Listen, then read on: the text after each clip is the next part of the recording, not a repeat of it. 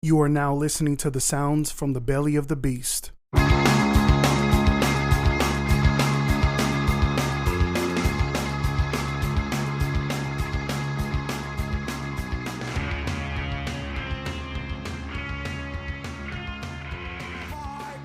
In June of this year, I attended a mutual aid distro for a houseless community in the downtown area that was organized by the Space City Anarchist Organization.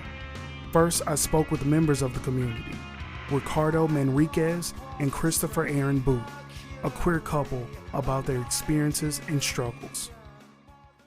You can start with your name and, just give me a bit about your story as to why y'all are out here. My name is Ricardo Manriquez, and I'm married to Christopher Aaron Booth.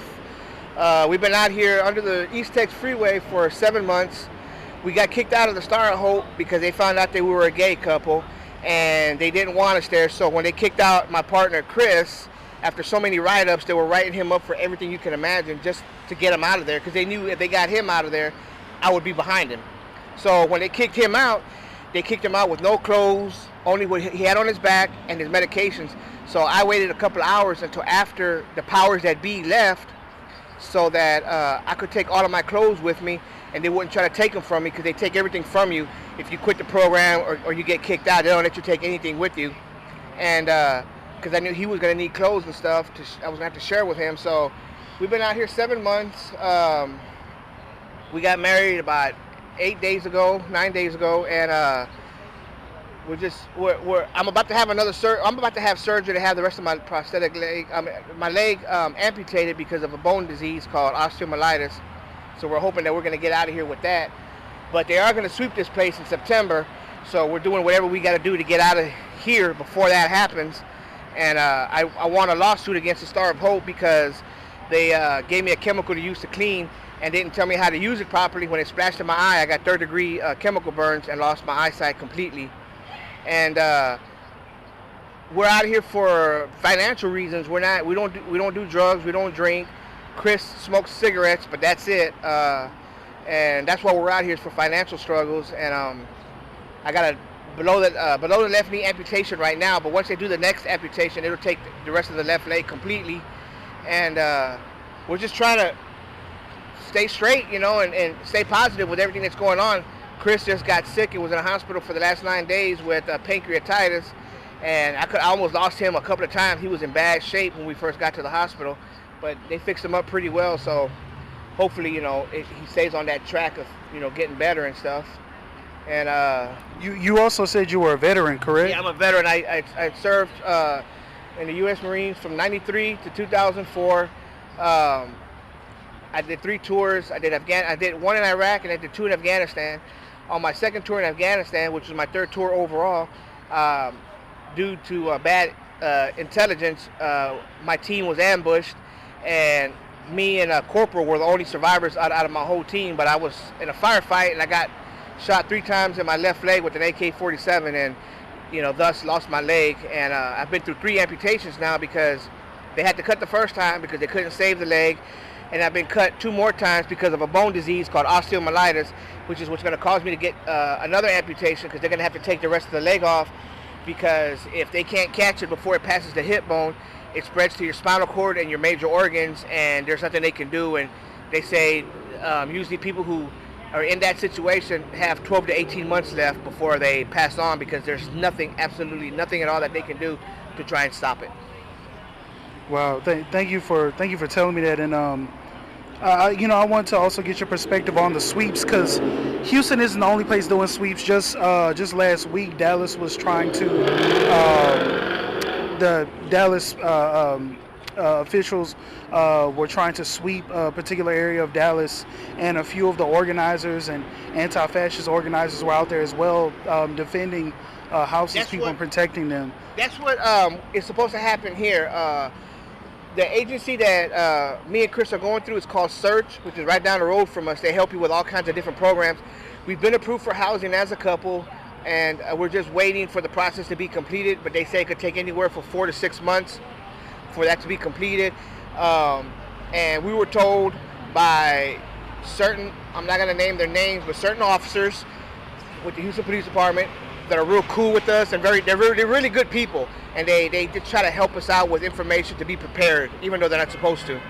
Also, there's counselors at the search place that like me and Chris very much for various reasons, whatever, and they kind of informed us also that the coalition they work with is going to be out here when they do the sweep with video cameras and audio to make sure that the police don't get out of hand with anything.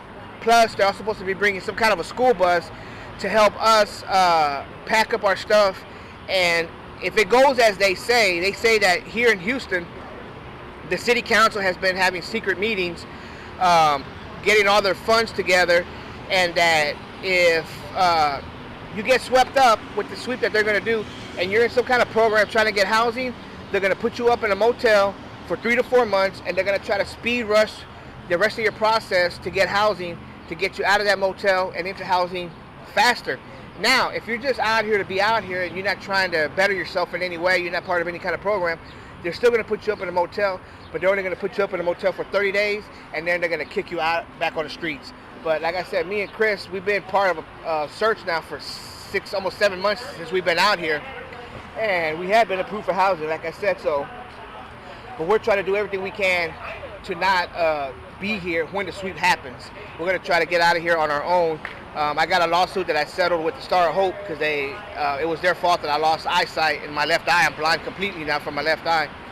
And if we can't do it tomorrow, first thing Monday, we're going to go to one of these loan places, like the J.G. Wentworth place or something. I've already been on the phone with them, and they told me what I need to do and give them the information so they can verify with my attorney and try to get a loan so that not only I can get Chris the prescriptions that he needs because he just got out of the hospital and almost died on me, but also so that we can afford to go to a motel and rent it for a couple of months if we have to and try to find an apartment or a house on our own, you know, because if we wait for search, we're going to be out here too long and we're going to get caught up in the sweep, and we're not trying to get caught up in that. Neither one of us is in any trouble. We don't have any warrants. We don't have anything to worry about.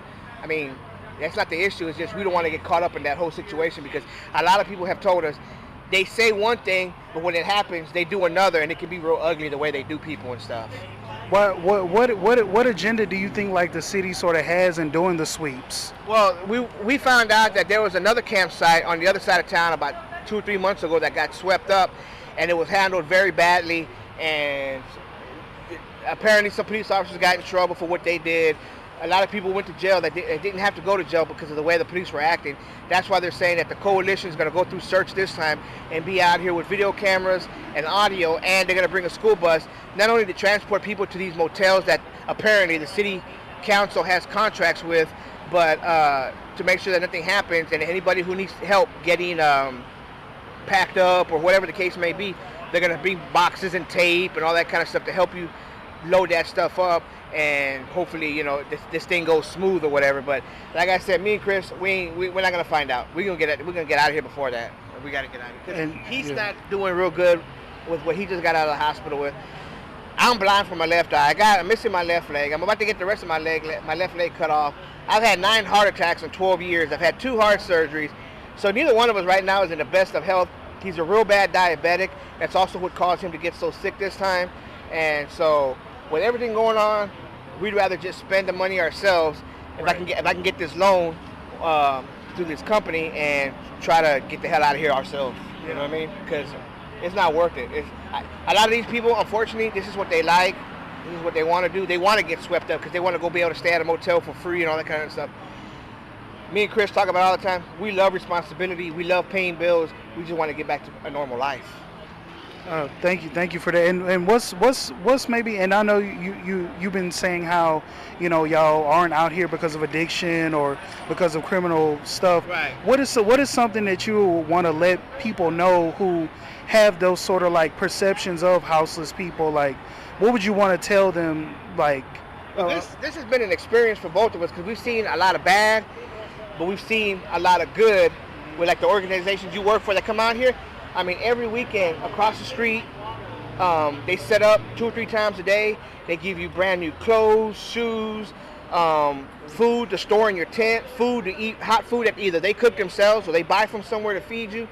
People come through here throughout the week and drop off tons of food and used clothes. And one thing we've learned about being back out here is that there are still a lot of good people that really care because they do this because they want to. But we also learned there's still a lot of bad people out here because just 2 months ago, 10 feet from us, we witnessed a murder on a Sunday afternoon. And the two guys that did it are now in jail. I think one of them got charged with aggravated assault with a deadly weapon. The other one got first-degree murder. It was on the news and the newspapers and all that kind of stuff about the homeless encampment under the East Tex Freeway. There was a murder that happened. It was like 10 feet from us. But of course, we can't get involved because then we put ourselves in danger. So it happened. It's done and over with. And since then, it's been pretty quiet. There hasn't really been much happening. And this little spot that we're in, we got a lot of good people around us. So even though me and him have been gone for the last 2 weeks and he was in the hospital, people have been looking out for our tent, watching our things, protecting stuff. But unfortunately, when they go to bed at 2, 3 in the morning, we had some stuff on the side that obviously somebody stole. Like we had some buckets that we used to wash clothes with. He had a chair to sit in, and they stole all of that. But the important stuff that's in our tent, which is everything that we own, is still safe. So, but people can have to make their own decisions and stuff, but this is not the life, man. I mean, a lot of these people out here, they love expecting free things every day, not having to pay bills, not having to worry about this or that. Me and Chris, I can only speak for us too, but we want to get back to normal life. Like I said, we want to have responsibilities. We want to pay rent. We want to have to buy groceries, buy our own clothes, or do whatever it is that, we got to do. It's just unfortunate that some people's attitudes are like that, but if nobody's ever been in this situation and they're thinking about putting themselves in this situation, it is not fun because you got to deal with the weather elements on top of it. If it's freaking freezing cold, you're gonna suffer. It's hot. Right now, you're gonna suffer with the heat, mosquitoes. I mean, we got stuff that I've been buying from like Walmart and stuff to keep mosquitoes away, portable fans to keep us cool at night, but it's not cheap. We got a portable fan to help keep us cool at night. We go through 6 D batteries in 3 days. And D batteries for that size, that big of a pack that we need are $20 every single time. I probably have spent over $1,000 already just on batteries in the last few months. So, they need to, anybody who's thinking about this, you need to think twice about this because this is not the life. You're susceptible to the weather. You're susceptible to people doing something to you. When we first came out here, 2 pimps that were out here tried to approach him because they wanted to do something with him, and they were trying to lure him with dope and stuff. I had to put on my prosthetic leg. I had to go back to the old Ricky that I don't like to go back to, right, and do what I had to do to let them know I don't even want them looking in his direction. And it worked. Ever since then, nobody bothers. We've been out here 7 months now. Not a soul bothers us. They don't disrespect him. They don't disrespect me. They know just to keep on going because they know they don't want no problems. You know what I mean? And it's just not the life, man. If you're gonna have people hear this and you thinking that being homeless is cool or it's gonna be this or it's gonna be that or they'll give me a tent and I can live for free, okay, go ahead, try it for a month, and I promise you, you may not show nobody else, but inside your ass is gonna be hurting and crying that you wish you would never put yourself in this situation because this is not the life for anybody. I mean, like we only, we take baths every day because we buy body wash and we fill up buckets with water and we do our thing, but if it wasn't for that, you can only take a shower out here once a week, and that's on Saturdays. When they come out here, they bring the portable showers. There's days that go by, you might get 10 or 12 trays of hot food. You don't know what to do with all of it. You can't eat it all, so you have to throw some of it out because it'll go bad in your tent. Then there's days where people don't come by at all, and you're starving. I mean, you might have a couple of bags of chips. You might have some sunflower seeds. You might have something like that, but, you're going to be hurt. Like right now, we just got back from the hospital, and so we've missed the last couple of weeks, people bringing stuff that help us out. We have no water, no food to store, and I mean we're in trouble, but we'll figure it out some kind of way, we'll try to figure it out. But anybody who thinks that this is cool or that this is an alternative is not. We've been out here 7 months, and this is my first and my last time being homeless. I'm gonna be 47 this year. Like I said, I did 11 and a half years in the Marines, and I got to meet Barack Obama in 2009, and I got a Purple Heart and all that kind of stuff. But like an idiot, in 2015, I got in trouble in Florida, and I went to prison for 5 years. I did 5 years straight. I did 60 months day for day. When I got out, my ex-wife and kids that live out here who were going to help me get back on my feet reneged on their end, so that put me out here on the streets. And I was riding the buses and trains for about 3 weeks before the Star of Hope finally let me in. And now, like I said, we've been out here 7 months, and we're just trying to get out of here as fast as we can to avoid the sweep. And because he's not in the best of health, I'm not. Now we got to worry about this surgery thing, and we're just gonna see how it goes, you know. Sure. And how long have y'all been together? Like how did y'all? We've been together what, almost 10 months now. 10 months, almost 10 months, and it was like 2 months later when he got kicked out, and all my counselors in there were like, Ricky, like, we're gonna say one thing to you.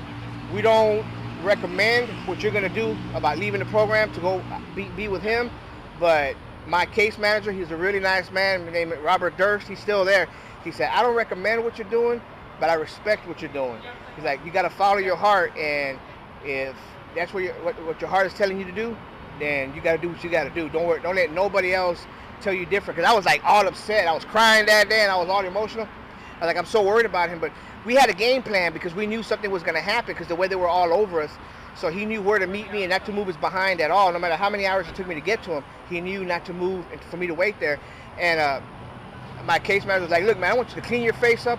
I want you to walk out of here the way you walked in here with that attitude, and with people looking like, oh shit, man, we better stay away from him. That dude's dangerous, kind of thing. And he said, I don't want them to see you like this. He says, I can see you like this because I'm your friend and I care about you. He said, but don't let none of these other people here see. He was even talking about his own coworkers. Like, don't let nobody else see you. Like, fix that face, put that chin up in there, and walk out and go be with yours that you need to be. And like I said, we've been out here. We've been through some hell. I mean, this ain't been a perfect thing, but one thing is, anytime we get into an argument or we're like at that point where we feel like we want to kill each other, we always calm down, and all that. You know, anybody can say a relationship is great when it's going right. What counts is if you can get through those hurdles. You know, if you can make it through that, it's only gonna make y'all stronger for each other.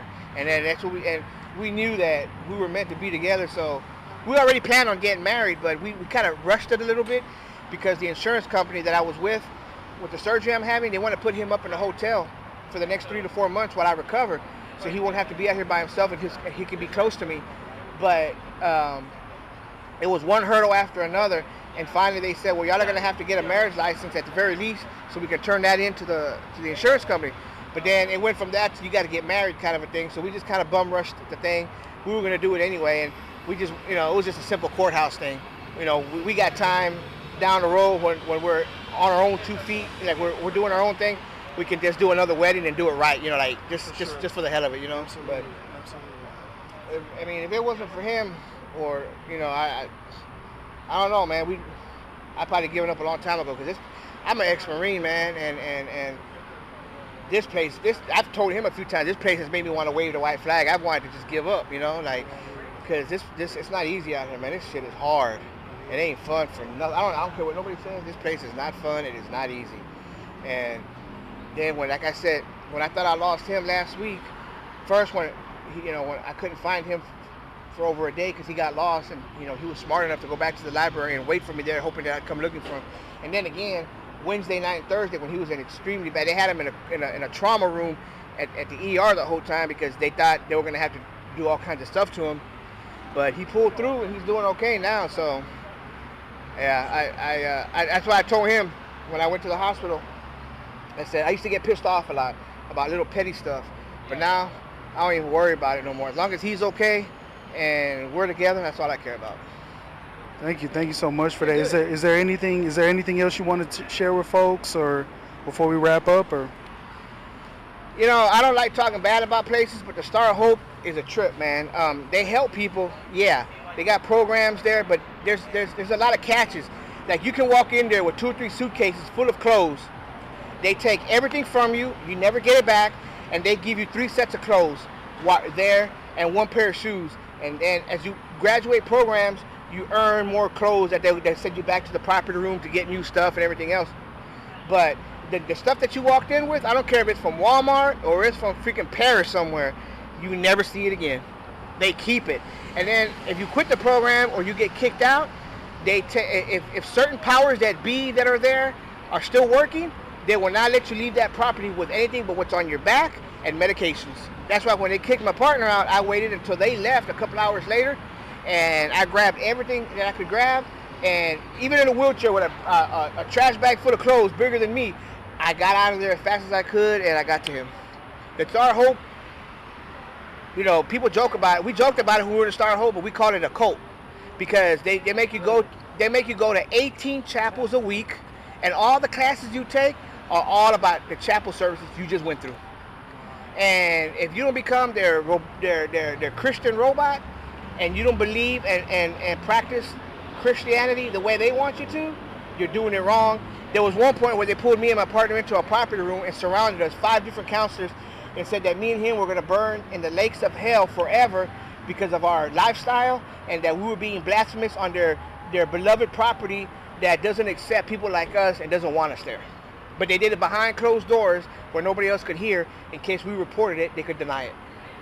So if you ever go to the Star of Hope program, just be warned, it is not all that it's cracked up to be, because if you don't kiss their Christian behinds the way they want you to, they're going to make life very difficult for you. Next, you're going to hear an interview with Spartacus, a member of Space City Anarchists, regarding their political program and aims in the city of Houston. All right, so could we start with your name? Hi, I am Spartacus, and I am one of the organizers with the Space City Anarchist organization. All right, thank you so much for your time. Can you first tell us about your organization and what you're trying to accomplish in the city? All right, so like I said, we're the Space City Anarchist organization, and basically what we're trying to do in the short term is to organize anarchists from a bunch of different social movements and across the city into one cohesive organizing force, so that in the midterm we can start building connections between social movements here on the ground, and in the long term sort of build a social movement here in the city of Houston that can perpetuate liberatory politics and hopefully build a libertarian socialist Houston here in Texas. Great. That's exactly what we need at a time like this. Can you talk a bit about your org's platform? I know you guys posted a bit of it on IG. Can you talk about that and maybe break it down a little bit, and what your principles are about and such? Oh, yeah. We organize our platform around our points of unity. Basically, we have it different for people who want to work with our organization, affiliates, which is basically the simple organizing principles against capitalism, against cooperation with the state, anti-police, and for the members itself, we have specific organizing principles such as against hierarchy, intersectionality, community defense, and basically disability justice, and to prefigure a good society by having a culture of good faith discussions with each other. And these principles aren't to necessarily have a dogma or a strict theoretical platform. It's just a bunch of fundamental principles so that everybody is on the same page, and so that we can organize with each other and know that and organize with each other, understanding that we won't necessarily have any issues with each other. Awesome. So can you talk about what y'all are doing out here today? We're doing right now a homeless distribution. We are giving out food, shelter, and wet wipes, all these basic necessities to make living life on the streets of Houston a little bit more bearable. We aren't necessarily at the stage where we can house people or do anything like that, but we're still trying. These people are our neighbors, and they need these necessities. Yeah. Great. Yeah, that's better than what the city's doing. Yeah. Always. Yeah. So can you give your perspective on the situation of unhoused people in Houston based upon your experience with them? The unhoused people here in Houston are under, not necessarily attack, but they live in very hazardous conditions. They live in unclean areas. They face constant harassment by the police and the state, who claim to be their friends, and then a couple weeks later show up to sweep their entire camps, trash all their belongings, commit violence against elderly and disabled people, and also having to navigate the non-industrial and non-profit industrial complex, where you have a bunch of different non-profits such as the Beacon, the Star of Hope and whatnot, and unreliable social workers who are sometimes even adversarial to their situation, and yeah, it's a huge fucking mess. I agree, and so we've recently seen a wave of sweeps against the unhoused here in Texas. So, and the perfect example of that was just, I believe it was about a week ago. It was basically sweeps going on in Dallas, and so you had two organizations, the Elms Fork John Brown Gun Club, providing self-defense for organizers in Dallas. Say it with your chest, helping unhoused people there. Do you think that something like that will come to Houston? And what have you seen, what have you heard as of late in regards to that? In terms of trends of the unhoused sweeps, yes. Sweeps here happen all the time. In fact, over there, a couple blocks away, there used to be a thriving thriving community of people who lived in tents, and then they've clearly been since swept away by the city. Organizations such as the Socialist Rifle Association, the HOC, and other organizations that work in mutual aid for the houseless community here in Houston will tell you that long-time tent communities are being swept left and right into these bigger houseless communities with tents, cities stretching for blocks, and creating a more hazardous environment here for everybody who's involved, because you have a pre-established community with a bunch of people who are being forced into that community. It creates friction. Eventually violence happens, murders have happened at these camps, and it's no thanks to the city, who clearly has an agenda of, on the face, wanting to seem like a progressive liberal city that has a housing first sort of agenda for the houseless population. But what they really want for these folks is to be out of sight, out of mind. And more violence and more sweeps isn't going to do anything to solve the housing issue. In fact, when you have organizations that look houseless people as an issue and as a problem, they're obviously going to give inhumane methods and aims to deal with that. Right, absolutely, and that's just how the state operates in general, right? If it can't manipulate you to do its will, it's going to use force and it's going to use coercion. Yeah, there's plenty of stories that these houseless people tell you of, like police officers and official, not even paramilitaries, but like organizations that work with the cities that claim to want to help houseless people try to house people who seem nice, clean, and comfortable. Nice, clean, and stable. But obviously, if you're living out here in the streets of Houston, you're not going to be in the best state of mind, right? With a lot of stuff happening to you. And so they come out here, and then eventually, a couple weeks later, they show up with dozens of cop cars and cruisers to sweep the encampments, to trash all their belongings, and do violence. Yeah. Absolutely. And so, just maybe getting more to a question around like strategy and tactics. How can the anarchist movement here? In what ways can we combat this attack, frankly, on houseless people? What are your thoughts on that? Well, we want to eventually be at a point where we can defend our houseless friends from state violence. But for now, I think the strategy here is to show up when sweeps happen, know that show the state that there is opposition to what is happening, and also to be the best advocates for people here, many people here who are elderly and disabled, and just in general support them, support our neighbors. The mentality, this capitalism mentality, has bred a sort of like mentality that houseless people are are less than people, inhumane, like just horrible people, or people not to be to look at. When in reality, they're your friends, they're your neighbors, they're people. Like one bad month can lend you into this situation. Yes.